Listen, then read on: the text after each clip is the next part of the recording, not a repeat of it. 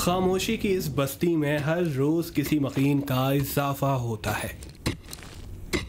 मकीन कौन है, कहाँ से आए हैं, वर्सा कहाँ है, कोई रोने वाला है या नहीं। यहाँ रोजी के आसरे पर कब्र खोदने वालों को इससे कोई मतलब नहीं। शाहिद मोहम्मद यहाँ आने वाले अगले गुमनाम मकीन के लिए कब्र की तैयारी कर रहे हैं। मेरे अब्बू ने 50 से 60 हज़ार मैयतें तफ्तीन कर चुके हैं। 10 से या 12 हज़ार तक मेरे भाई ने तफ्तीन की है। अभी 6-7 हज़ार हो गए मैंने तफ्तीन किए यहाँ पे। गुमनाम कब्र के सरहाने पर नाम का कतबा नहीं होता।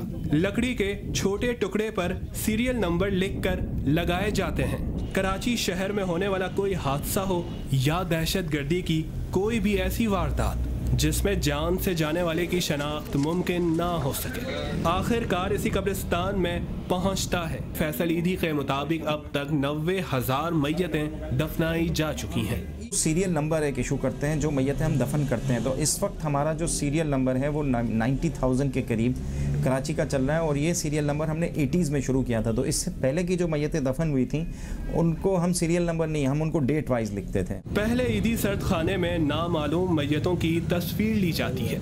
जब कोई वारिस नहीं आता तो फिर मैयतों को ईदी कब्रिस्तान में सुपर्दे खाक कर दिया जाता है।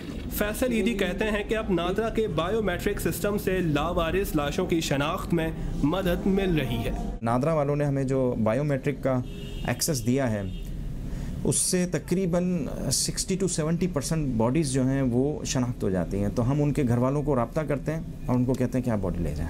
यहाँ मौजूद बेशतर कब्रें कच्ची हैं। पक्की कब्र वाले वो खुश नसीब हैं जिनकी शनाख्त हो चुकी है और लवाहिकीन ने अपना मुर्दा पहचान कर नाम का कतबा भी लगा दिया है। दूसरे कब्रिस्तान में स्लिप और पत्थर वगैरह दिया जाता है, यहाँ पे पत्थर वगैरह कुछ भी नहीं होता, सिर्फ मट्टी हम लोग डाल के बस नंबर लगा देते हैं, बस निशानी के लिए। फैसल ईदी कहते हैं कि कब्रिस्तान में मजीद जमीन शामिल करने का मुतालबा कई बार सिंध हुकूमत के सामने रखा गया, लेकिन अब तक ये मामला सरकारी सर्द खाने की किसी नामालूम फाइल में है।